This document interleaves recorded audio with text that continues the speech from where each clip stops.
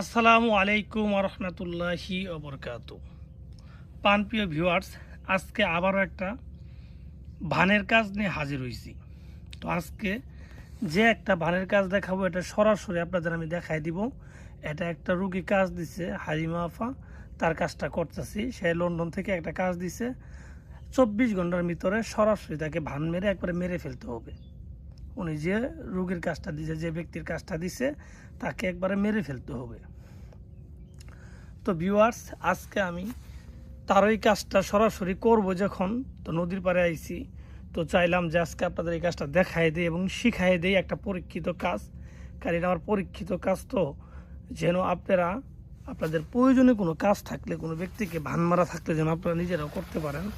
তো ভিউয়ার্স, আজকে এরকমই একটা মারাত্মক ধরনের ভয়ঙ্কর ভানবিদ্যা নিয়ে আপনাদের মাঝে আলোচনা করবো এবং কাজটা করে সরাসরি দেখাই দিব কিভাবে মানুষকে ভান মেরে মেরে ফেলতে হয়। এটা হচ্ছে 100% একটা কুফরি বিদ্যা এবং বা কুফরি পদ্ধতি, ভান মেরে মানুষকে মারার। তো ভিউয়ার্স, আপনারা দেখতেছেন এটা একটা মূর্তি বানাইছি। তো এটা হচ্ছে যাকে মারবো তার স্রোত ভেবে ভেবে এই মূর্তিটা বানানো হয়েছে। এখন এই মূর্তির উপর যে ভানটা চালান দিব, আমি 1 সেকেন্ডের জন্য ভাববো না যে আমি একটা মূর্তির উপর বা একটা পুতুলের উপরে ভানটা প্রয়োগ করতেছি। আমি সরাসরি ভাববো যে একটা যাকে করতেছি, যাকে উদ্দেশ্য করে করতেছি, তাকেই মারতেছি। এখানে অন্য কোনো কিছু আর ভাবার আমার দরকার নেই। তো ভিউয়ার্স, যারা ভান মারার জন্য বিভিন্ন তান্ত্রিক কবিরাজের কাছে যান, কিন্তু আপনি লক্ষ লক্ষ টাকা শেষ করছেন, বিভিন্ন তাবিজ করে আপনি নিজে করছেন কিন্তু কাজ হয় নাই, তাদেরকে আমি বলবো আমার দেখানোর পদ্ধতিতে আপনি যদি ভান মারেন, তো নিজে যদি মারেন তাহলে 100% কাজ হবে। তো আসলে ভান মেরে তো আর কাউকে দেখানো যাবে না। তো এই ভানটা কীভাবে মারবো আপনাদের আমি বলে দিচ্ছি। আপনারা যারা এইভাবে মারতে চান তারা কিন্তু মারতে পারবেন। এটা কোনো তাবিজ কবজ না, সরাসরি একটা ভান চালান। তো ভিউয়ার্স, আজকে হচ্ছে মঙ্গলবার, ঠিক দুপুরবেলা আমি নদীর পাড়ে আইছি। নদীর পাড়ে আসার পরে একটা মূর্তি বানাইছি, যাকে মারবো তার উদ্দেশ্য করে, তার কথা মনে মনে ভেবে, তাকে তার শুরুটাকে মনে মনে ভেবে এই মূর্তিটা বানানো হয়েছে। তো ভিউয়ার্স, এই মূর্তিটা বানানো হয়েছে এবং দেখেন মূর্তির যাকে মারবো তার ব্যবহার করা কোনো কিছু ছিল না, শুধু একটা ব্রাশ ছিল। এই ব্রাশটাই আমি এই তাবিজের মধ্যে দিচ্ছি। এই তাবিজের নিয়ম ছিল তার ব্যবহার করার যে কোনো কিছু এই তাবিজের মধ্যে দিতে হবে। তো কোনো কিছু পাই নাই, শুধু একটা ব্রাশ পাইছি, এই ব্রাশটা আমি এই তাবিজের মধ্যে দিব।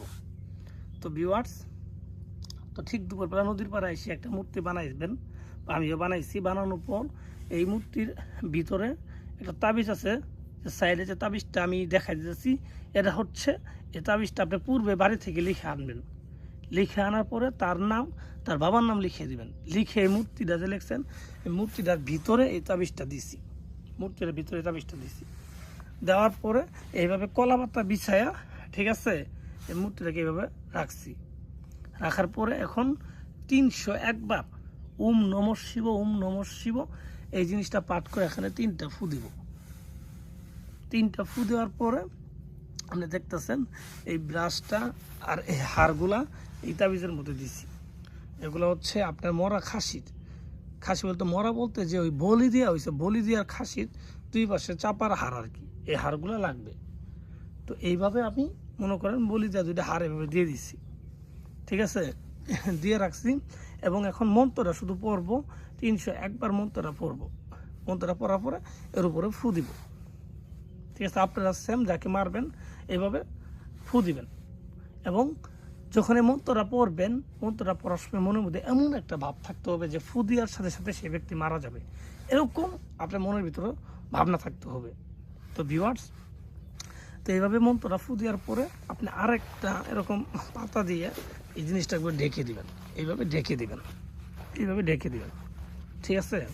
এভাবে ঢেকে দেওয়ার পরে আমি কাজটা করছি আপনাদের আগে দেখায় সারি, বা এভাবে ঢেকে দেওয়ার পরে এটাকে আমরা পেঁচাবেন। পেঁচায় হারি লাল কাপড় দিয়ে পেঁচাই নেবেন, ঠিক আছে। জিনিসটাকে লাল কাপড় দিয়ে পেঁচাই নেবেন, সব এখানে যা আছে সব কিছু দিয়ে সব কিছুই পেঁচাবেন।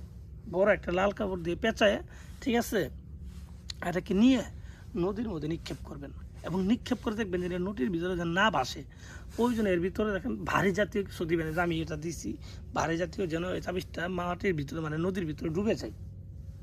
এভাবে নদীর ভিতরে ডুবে যাওয়ার পরেই আপনি 72 ঘন্টা পর সেই ব্যক্তি চিরতরে ডুবে যাবে, মানে চিরতরে শেষ হয়ে যাবে।